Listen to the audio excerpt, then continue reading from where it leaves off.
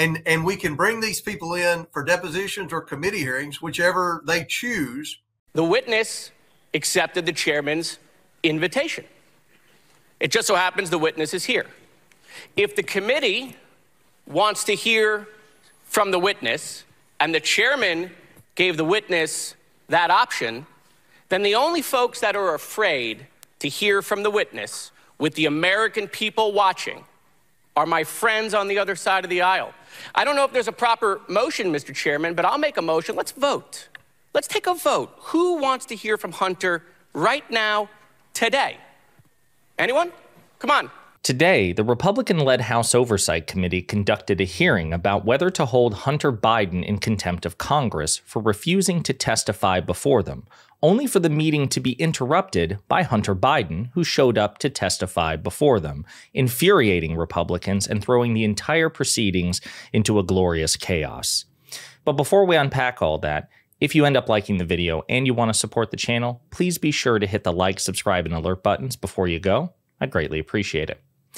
All right, friends, we have several clips to look at, starting with this right here, this strut, this model catwalk of Hunter Biden walking into the House Oversight Committee to interrupt their contempt of Congress proceedings. Everybody to left or right, left or right. Left or right, guys. To the left or right. You plan on testifying today? Mr. Biden, you plan on testifying today, sir? Anything you want to say to the committee? Make the hole. What brings you here today, sir? Is this it? What's your message about committee, sir?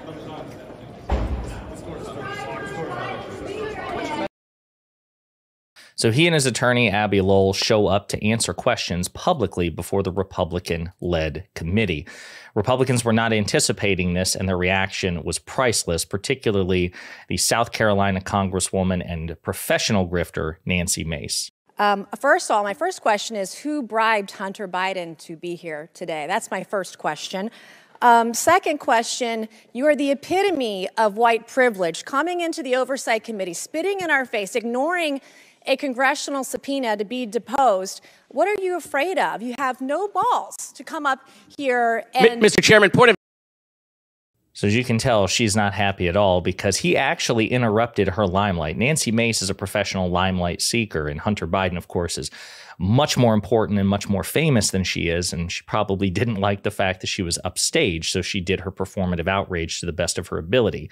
Jared Moskowitz, a freshman Democratic congressman, one of the best of the freshman class and hopefully a major element in the future leadership of this party, he had quite a bit to say, and he used the opportunity to incisively and sarcastically debunk the various behavior and claims and hypocrisy of the Republican Party with respect to Hunter Biden. And I have several clips to show regarding that. Thank you, Mr. Chairman. It's good to see you after a long break. So I'm listening to the gentlelady from South Carolina about the witness being afraid to come in front of the committee. It's interesting. He's here. He doesn't seem to be too afraid. In fact, thank you, Mr. Chairman. He didn't seem to be too afraid. Again, he went there with the purpose of answering questions. And you might be thinking, well, why? Okay. Didn't they issue him a congressional subpoena for a closed-door deposition? Yes, but only after repeatedly offering him a choice. You can do a closed-door deposition or you can come testify in public. Republicans said this for months and months and months. This is the chairman of the House Oversight Committee, James Comer, saying as much to Benny Johnson, a right-wing commentator. We have mountains of evidence, and now we're ready to bring them in. We're in the downhill phase of this investigation now because we have so many documents, and we can bring these people in for depositions or committee hearings, whichever they choose. For committee hearings or depositions, whichever they choose. And so Hunter Biden chose. He's like, listen, if I have to come before you, even though I think this is ridiculous since I'm a private citizen, but if I have to come before you, I'll do it in public because I don't trust you to release the full record to the American people, which, as we've discussed in previous videos, MAGA Republicans are objectively terrible about that. In Congress, they hide the vast majority of transcripts and depositions depositions. They've only released like 2 out of the past 16 closed-door depositions because they know this is a fishing expedition. And it's easier for them to control the narrative, as they did with the Devon Archer testimony, for example, if they're able to selectively leak things, leak excerpts, instead of having the full thing in front of the American people. And so Hunter Biden shows up again to the Capitol Hill, and this time in this hearing, to answer questions. But none of them seem interested in taking him up on that offer. The witness accepted the chairman's invitation. It just so happens the witness is here.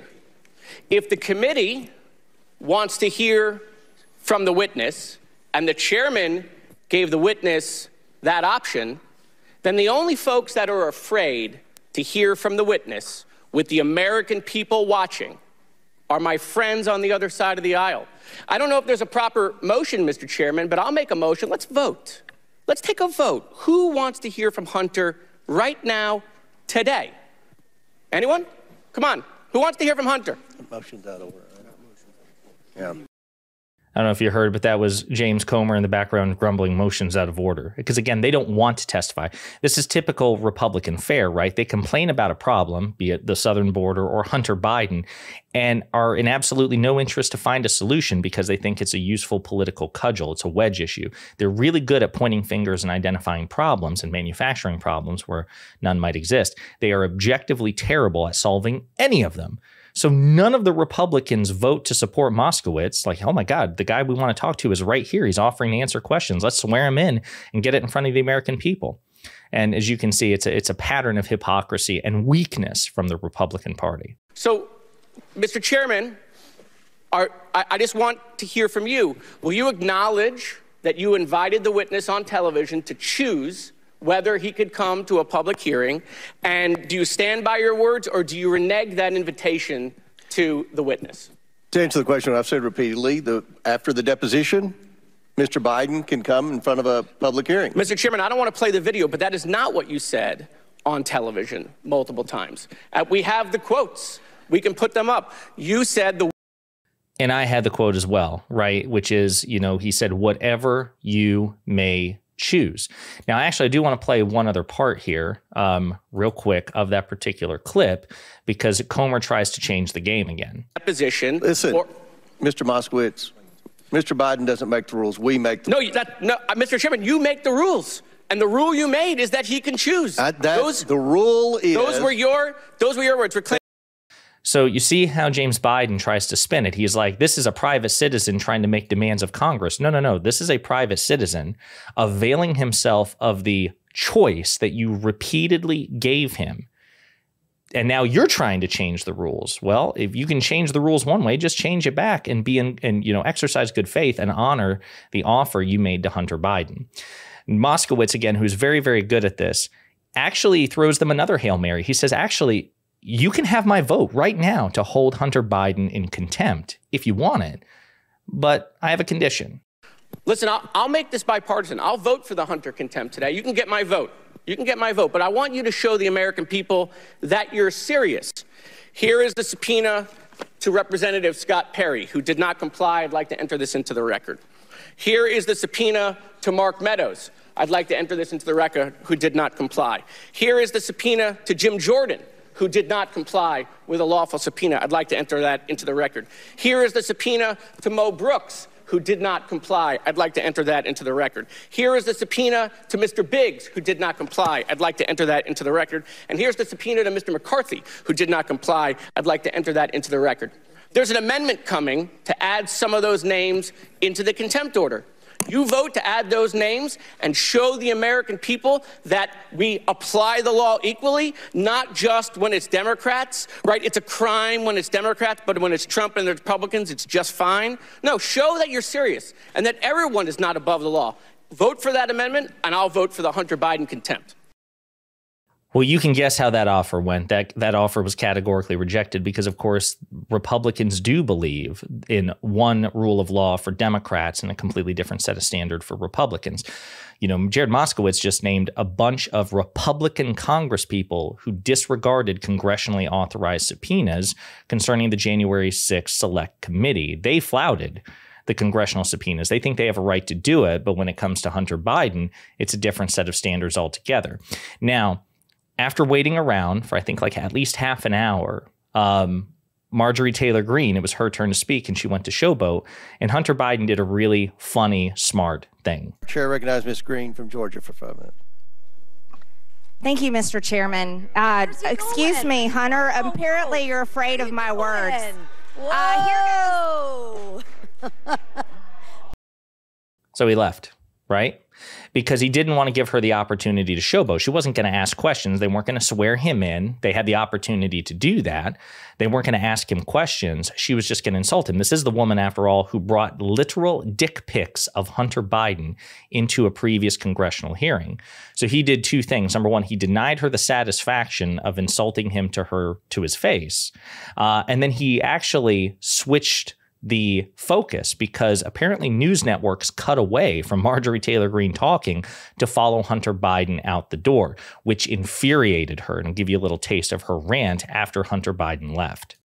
Hunter Biden's father, the president of the United States, said that he should be prosecuted. Anyone that defies a subpoena should be prosecuted. Hunter Biden didn't show up for his subpoena. Hunter Biden showed up today to make a clown show of himself, to show that he is nothing but someone that will not obey the law, that wants to show up when he wants to, and sits here with a smug look on his face and runs away when it's my turn to talk. Not only is he a criminal, but he is a coward. A coward, she says, even though, again, he showed up once before. He showed up to the Capitol and again offered to publicly testify. That was his second time. And now he showed up again, actually inside the hearing, and said, I'm here if you want to talk to me, if you want to ask me questions. And they chose not to avail themselves of that opportunity. But he's the coward in her estimation. Anyway, it was a great showing by Hunter Biden. It may end up causing President Biden headaches. That's entirely possible, right? Because he's ultimately the head of the guy who runs the Justice Department, who may be tasked with arresting his son if there's a contempt of Congress referral to the Justice Department. Of course, because Jim Jordan wasn't arrested, Mo Brooks wasn't arrested, Andy Biggs wasn't arrested, Scott Perry wasn't arrested, then Merrick Garland has adequate predicate to say, no, I'm not going to enforce this one either. Of course, Republicans will complain about it. But Hunter Biden took the spotlight away from Republicans. He flaunted and taunted them to their face, which they frankly deserve. And he showed their cowardice. You want to talk to me. You have offered repeatedly for me to testify in public. I am once again telling you that I am availing myself of that choice that you gave me. And you're choosing not to exercise that right because you're too afraid of what I have to say being conveyed in its entirety to the American people. So it's abundantly clear that, in fact, it is not Hunter Biden who is the coward, but the Republican Party. They are the cowards in this situation. Brilliant move by Hunter. Let me know what you think in the comments.